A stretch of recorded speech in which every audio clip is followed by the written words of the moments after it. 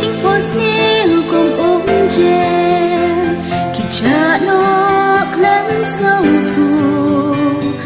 chính nghĩa cơ ba ngà khen cột kinh đẹp kinh san ngã đô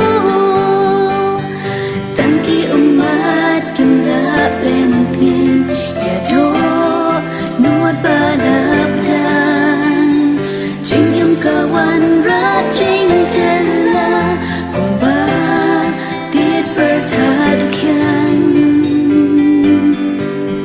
Bapidan sinda chomna ban nga pichai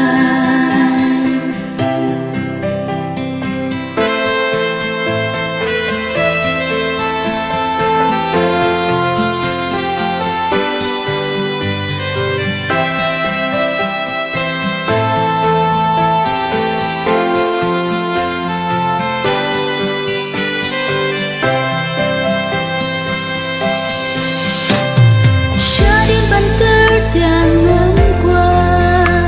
cảm ơn ta cảm đón đor chính em cả băng chút tiếc là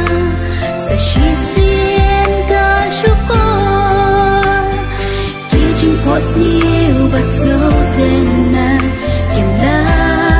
vẫn ai chừng hơn what là tình tình kỹ chưa ven quen ta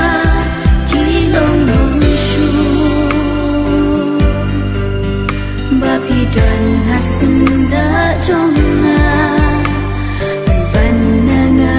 pichai Bapidan hasinda chomna